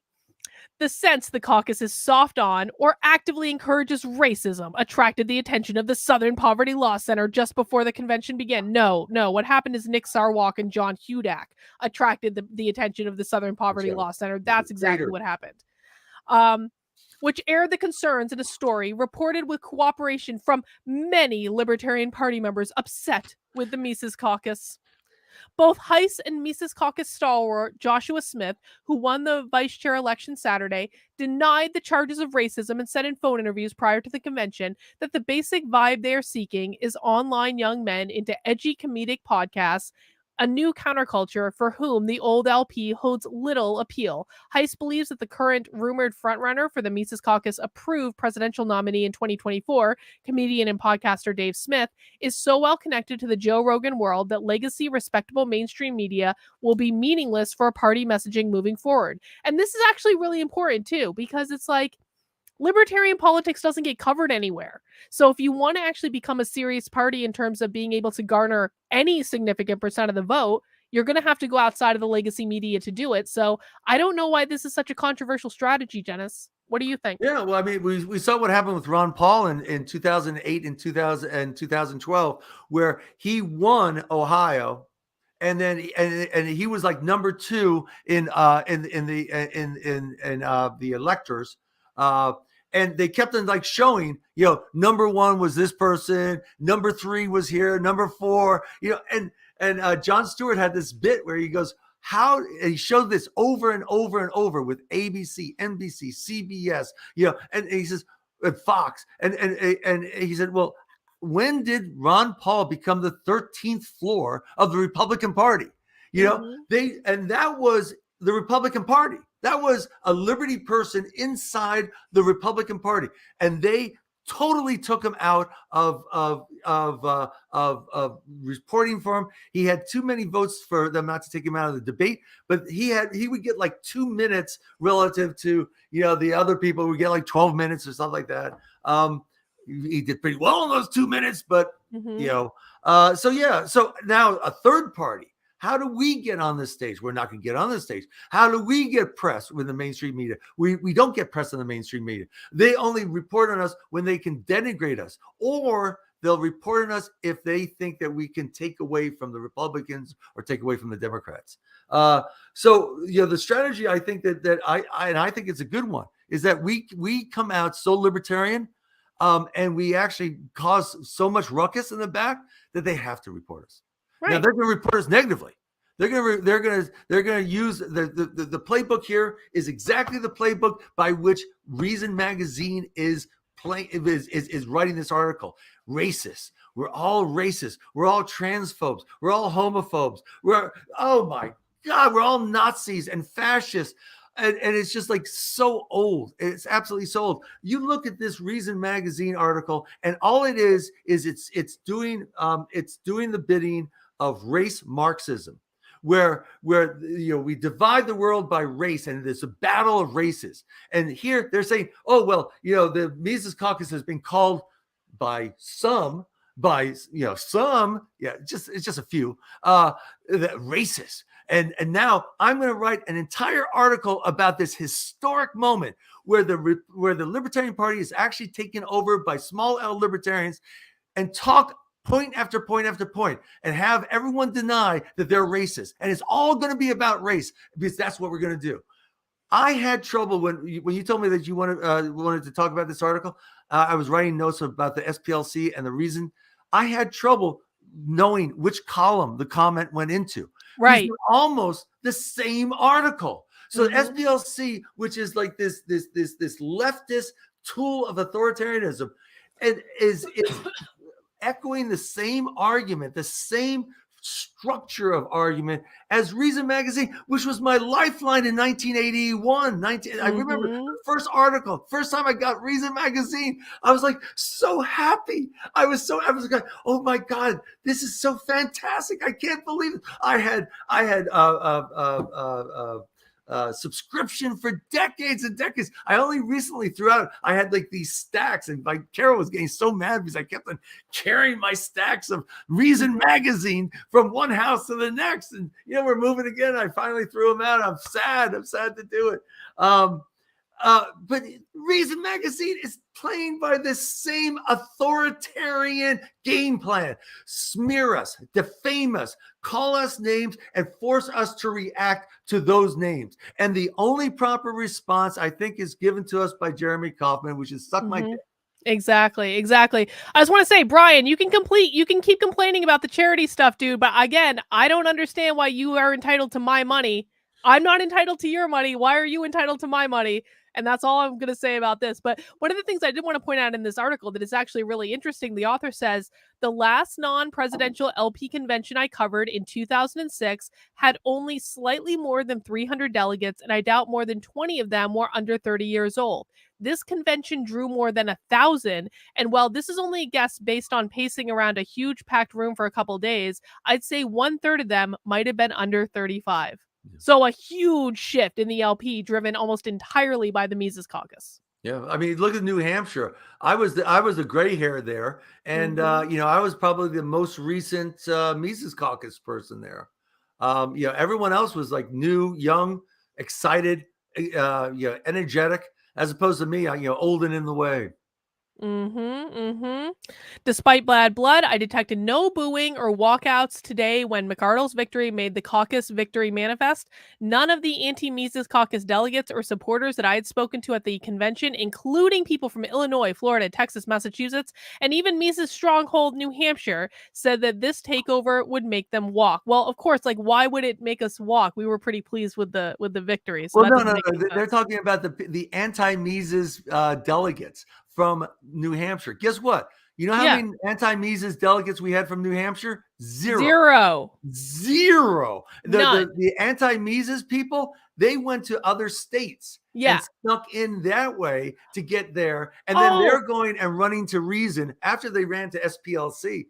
They're running to Reason going, we're very concerned about this. Well, you don't represent your home state. I You didn't don't even represent your home. As a matter of fact, you were noted for your home state. I didn't even think of this, Dennis, but this is a really good point because I didn't even put that together. This person, the author of this article, is literally saying there were anti-Mises caucus people in the New Hampshire delegation. No, there were not. Nick Sarwark had to go to Ohio to become a delegate from Ohio, so representing a state he doesn't even live in, and Daryl and Jackie Perry had to go to Maine.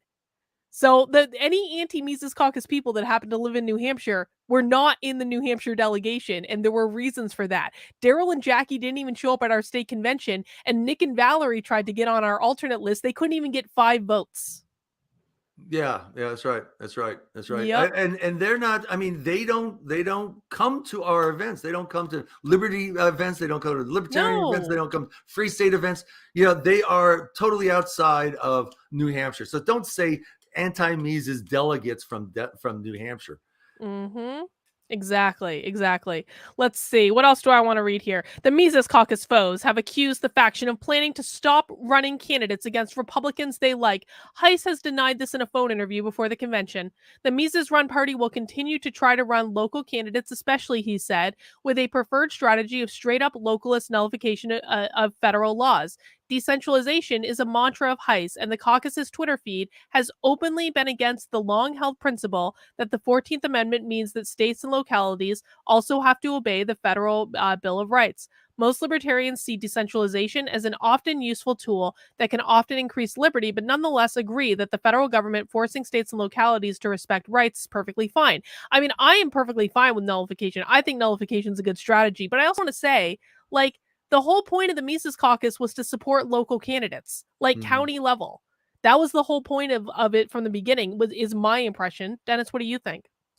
Yeah, there's actually 2 parts of this. One, which is the oft-cited accusation that Mises caucus is against running national candidates or against or will step aside for Republicans. That came from New Hampshire. That accusation came from New Hampshire, from a person who was not a part of the Mises caucus and is still not part of the Mises caucus. And you know who I'm talking about. I know who you're talking about. Chef that we love very much. And his argument was, look, we have so many free staters who are running in running and winning that we should not be challenging them. When we have a great candidate in the Liberty Republicans, we should not be challenging them. And I totally agree with that. And you know who else agrees with that?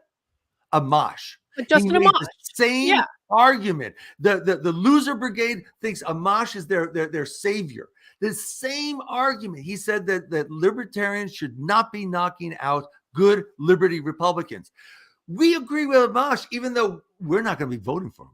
We agree with Amash, and they're going, oh, they're not going to vote for, they don't want to run up against Republicans. No, we don't want to run up against Liberty Republicans who are more libertarian than you, my friend, than you. Yeah. I mean, the whole nullification, that is definitely our strategy out here. Yeah. It's not that we don't feel that we should have to obey the federal Bill of Rights. It's that we don't feel that we have to obey the federal government and all those other states' interpretation of the Bill of Rights. So we actually became, for example, Amendment number 2, guys, is in there. That Bill of Rights includes Amendment number 2. We became a gun sanctuary state. And we will not support the federal interpretation of the Second Amendment. We will not do that. You have an absolute right to protect yourself and to protect your family. And if the police want to enter the school and protect your child, you can go in there and protect your child with your guns. And we will not support the federal government coming in here and attacking you for that right. So we're going to be nullifying a lot of things here because we believe that we should not be ruled by the authoritarian 49. We're going to be the only libertarian state. So, the authoritarian 49, God bless you guys. go and bicker with each other, but we want to actually create a place that's libertarian. And when you come in with your draconian laws trying to violate our bodies, we're going to ignore you. Mm-hmm. Well, I would be remiss in without mentioning that Mises Caucus favorite Karen Ann Harlows, who was also booted by the LNC from her elected secretary position over Mises-related faction fights, re-won her elected position on Saturday. And we have to just give props to Karen Ann Harlows. I mean, my God, Karen Ann is amazing. I hope to have her on the channel soon.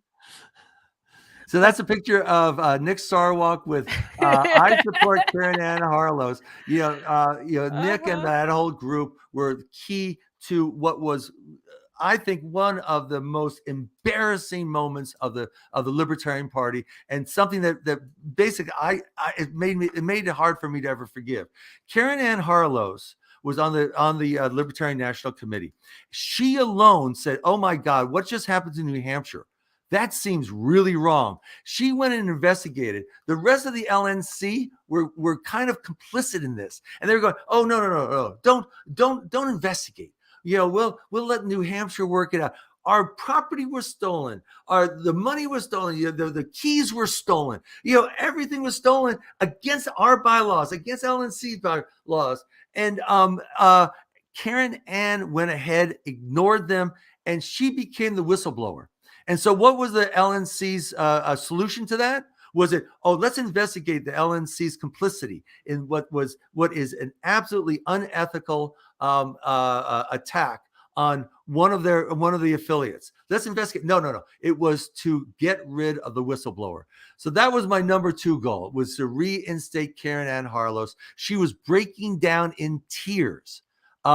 Because not only did we reinstate her, but we did so retroactively. We said that what the LNC had done was null and void, and that she had never been removed as secretary. So she never has to say that she says, no, that was incorrect. And then she won with an overwhelming. And she was like me. She was not Mises until extremely late. Yep. She actually argued against a Mises caucus strategy. She argued against LNC members being a part of any caucus at all. And she's always been incredibly fair. And when people in the Mises caucus have done things that she doesn't agree with, she calls it out and she says so. Karen Ann is a straight shooter. She has so much integrity. She always calls, even for people that she doesn't like, if they're doing things correctly, she will acknowledge that. And even for people whose side she's technically supposed to be on, if we're all part of a Mises caucus cult, she calls people out of the Mises caucus all the time. Even at the Pennsylvania convention, Heiss tried to do something and Karen Ann was like, no. Bad Heiss. I saw Heiss at the airport, and he was still upset because at the Reno convention, Karen Ann had the gavel for a while, and my God, can she lead a meeting? Yes. That is one competent woman. Anyway, Michael Heiss came in and he wanted to do something and stuff like that, and she basically said, no, I'm going to rule that out of order. I'm not going to see it. And then he kept on arguing. He says no, and he just moved on. She just moved on, and it was just like, what more proof do you need, guys? You guys make up these stories. And it just drives me up a wall that Heiss is some sort of dictator and all this type of ridiculous stuff. The person we overwhelmingly supported said no, Heiss, and then just told us, sit the heck down. Yep. It's just amazing to me how they do not use empiricism to amend their beliefs. No, they ignore everything that doesn't confirm what they already think. It just goes on and on and on. Well, Dennis, I know we're kind of coming up close to 2 hours, and there's a couple other things I want to address before we conclude. So maybe we're going to leave the rest of that Reason.com article. People can go and read the whole thing and just know that they're a little salty. And that article may not be the most accurate thing you've ever read. It might get the facts right, but it may get some of the perceptions wrong. But I have to say, Dennis, we have to talk about the tragic assault on Nick Sarwark at the convention. Now, here was my perspective, because they put us in the back. They put us at the hooligan table in the back where we were not allowed to be in front of the cameras. They didn't even set up all the tables we needed on the first day. We rectified the issue, whatever. But it actually ended up being pretty great to be in the back, because you could kind of like see everything that was going on. And so towards the end of the convention, I just hear this ruckus going on. And then I jumped up on there was basically like a stage in the back. So I jumped up on the stage and I could kind of see everything. And I see Nick Sarwark yelling at someone and pointing and saying, "I'm going to press charges against you." And I was like, what the hell just happened? And apparently there was a tragic assault on the former chairman, Nick Sarwark. What was your experience? Wait, Sin says they heard me yelling on the stream. Well, I would never yell. I don't know what you're talking about. They gave us half the seats that we needed for our delegation. We're a small delegation. They put us all the way in the back. And I quipped at the time, what we're going to do is every 10 minutes, we're going to move 1 inch back until we fully seceded. It was very angry. Like this big fight was. I remember this was at the time that they were trying to stall. They were doing everything they could to stall the thing. And all of a sudden there's this gigantic kerfuffle and there's like a big fight. And it was, everyone's going, is there a fight? What's going on here? Because emotions were extraordinarily high. It was 40 minutes for some of the state chairs to bother walking up and get the ballot. They didn't even bother getting the ballot for 40 minutes. That woman from Virginia, shame on you, Virginia chair. There's some good people in Virginia, but that Virginia woman was holding up everything for over an hour. Yep. And then the loser brigade blames Mises caucus for not getting to the full agenda. Exactly. But so Nick was assaulted, and I just want to show you guys the video of the tragic assault that happened. Hang on, my mouse is being a little. Oh God. Oh, I took myself off the thing. Oh no. What happened? Dennis, I'm back. I don't know what has happened, but I am going to take just a second here. My mouse is being finicky, but I want to show everyone the tragic assault that happened on Nick. I tweeted that this is such a tragedy that the federal government really should protect its undercover agents much better. Yes, I think that this was a total breakdown in security. So I have to bring this up in a different window so that we can all hear the sound. And then I've got another one that I want to watch as well with from Dave Casey that the sound is a little bit better. We'll just say that. All right, but I want to bring up this one first. This is video evidence of the assault of Nick Sarwark. Hang on. Hang on. Wrong one. Oh no. Share screen. Chrome tab. Sound. Okay. Are you guys ready? Let's see what happened.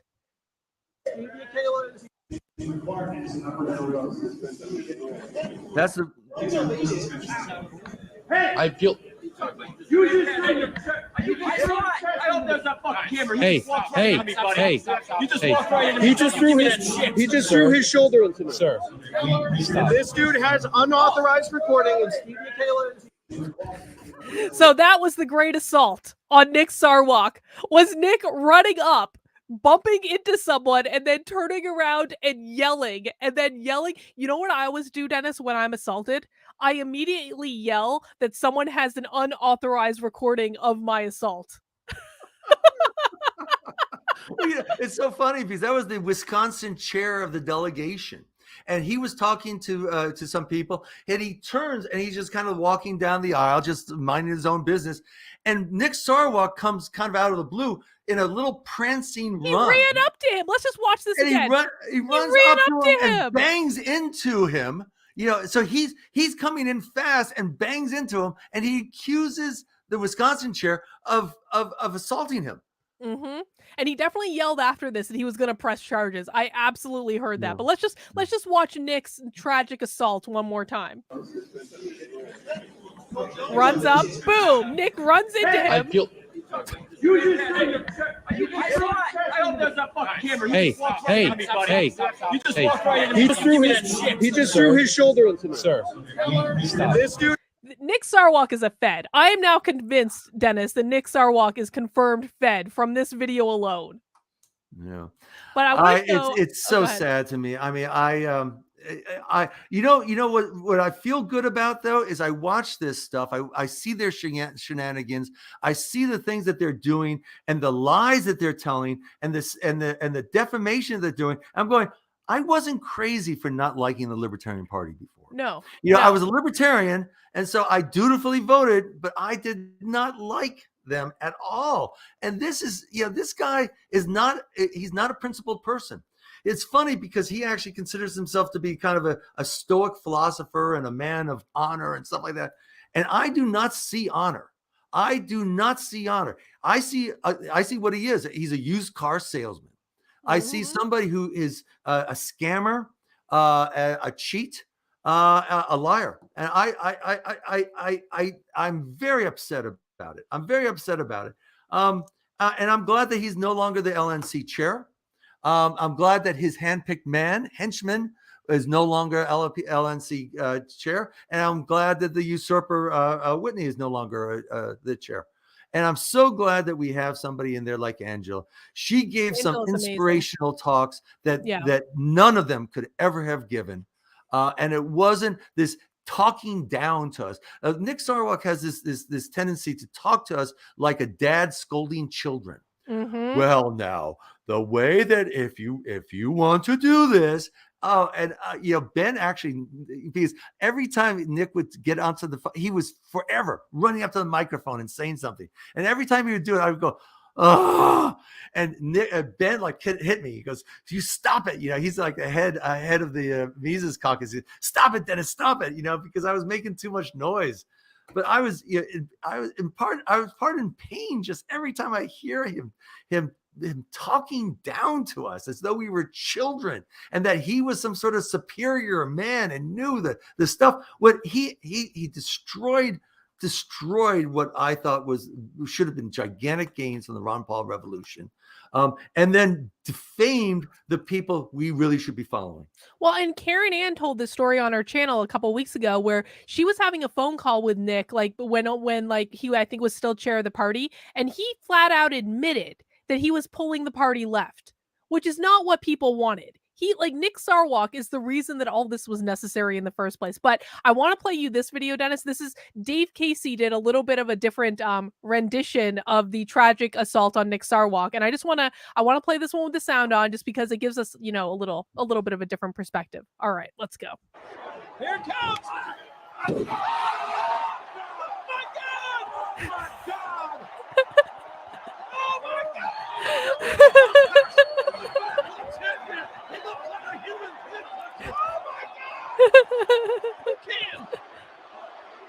I just love it. One more time. Oh! I'm sorry. This video is never gonna get over. Like, thank you to the person who caught the tragic assault of Nick Sarwark at the convention on tape. We are forever in your debt. I want the conversation he had with the 4 cops afterwards, where he is going and making a false accusation against the Wisconsin chair for assaulting him. That's what I want. Do you know what I found out? I found this out at karaoke after this, like a couple hours later. Did you know he had 2 personal security guys there? Nick Sarwark is so beloved by the Libertarian Party that he had to bring 2 personal security people with him to attend the convention, for which he was not even able to get a delegate slot from his own state. So Nick Sarwark, before the convention, was traveling around from state to state to try to find somewhere that would make him a delegate to the national convention, and then shows up with personal effing security. Well, Did Dennis say that again? You were frozen. Oh, I'm sorry. I was saying that makes me actually feel a little bit more for Nick. If he really was scared, I mean, you know, they believe their own BS so much, you know, that we are the violent ones. When, you know, I'm sorry, they have talked about killing us. Some of these woke libertarians, you know, they really are authoritarians, and so I'm not sad to see them leave. But they've called us names and shouted us down and talked about killing us. And so if he really was so scared that he hired 2 security people, yeah, I feel sad for him that he's doing that much project. Oh, we lost Dennis. Oh no. Hopefully Dennis comes back. But I do want to wait for a second for Dennis to come back. But guys, please mount that like button if you haven't already. We will be wrapping up the chat here in a second. Dennis, I see you, but it says your devices are not connected. So I don't know what's going on there. We're going to give Dennis a minute to come back, guys. But just so you know, before we wrap up for today, this is Tuesday, which means this is not the last stream I will do. It is but the first stream I will do. And if you enjoyed this conversation with Dennis, I hope you will mount that like button for me. I hope you will consider subscribing to the channel if you will not already. And especially if you like psychics and nonsense. I know libertarians and psychics go great together, but I do have a psychic on my channel every Tuesday at 9:30 p.m. We do a little show called Nothing Remotely Controversial, where we talk about the news and what's going on in the world, and Joshua uses his psychic magic to help us try to predict what's going to be happening. We will be back tonight. We were away last week, but we will be coming back in just a couple short hours. That's going to be at 9:30 p.m. tonight. And listen, even if you don't believe in psychics, it's still a really fun show, and I still hope you join. But I do have Dennis back to wrap up. Dennis, welcome back. And I think that we wanted to wrap up the stream today by talking about the moment at the very, very end of convention where we all came together around some important topics. Do you want to take that one? Sure. Can you hear me? I don't see myself up there. Yes, you're good. We can hear you. We can see you. Oh, okay, good. Yeah. So the point that I really liked was when we they had delayed, and the platform committee had worked really hard on making some really important changes. Oh no! Oh no! We lost Dennis again! Oh no! Hopefully he comes back. But guys, at the end of convention, basically what happened is the platform committee had made a lot of really excellent recommendations for changes to the platform. And because we were running out of time, and they really did, hang on. Oh, Dennis, you're back. I was just trying to explain. Okay. Platform committee made some recommendations. Go. Right. They made some recommendations. We didn't think we could get to it. They were trying to kick us out of the convention hall. Karen Ann Harlow said, look, these people work so hard. Can we at least listen to it and just do an up and down vote? No debate. It's just an up and down vote. And that's what we did. And at the end, it was just one platform after another platform after another platform. And everybody rose. So there were 2 or 3, in our section, loser brigade people who just wouldn't do it because, I don't know, they hate us so much. But even Virginia, I'm sorry, Virginia, you guys have fallen so far in my estimation, but even Virginia were standing up with us because in platform after platform of non-interventionism, on secession, on police, on COVID. They affirmed that words are not violence. That is now part of the platform, that words are not violence. So basically, it really was only one thing that wasn't a platform committee amendment that Mises caucus put in there at the last minute. It split New Hampshire for sure. I was one of the few who actually stood up for it, but it was just written tortuously. Mm-hmm. But that was one to just try to specify what is aggression, what is property. Because so many of the socialists have come in and denied that there is property, and that so just trying to add that in, and that also passed.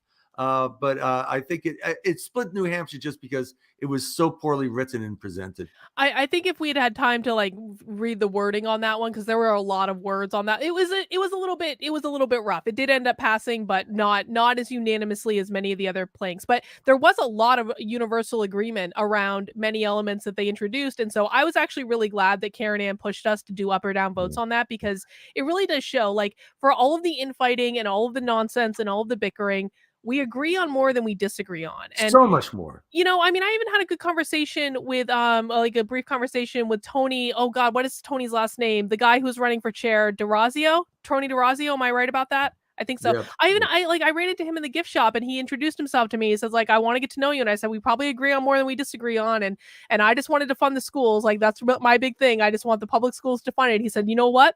We can work together on that. So, I am hopeful that hopefully non-Mises caucus people see that we're not evil, we're not racist, we're not hateful, we're not bigots, we're not any of those things.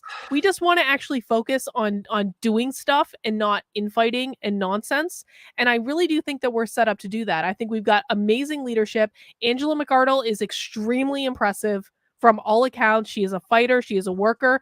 Josh Smith has been around forever. Like he's been loyal to us. I have absolute faith in him. I know not everyone does have faith in him, but I have faith. I have faith that he's not going to screw this up. And I think that it's a well-deserved position that he's in. I mean, Karen Ann, obviously she's incomparable. I think Todd Hagopian's going to do a great job with really elevating the position of treasurer. Just like there's so much hope for what was accomplished in Reno.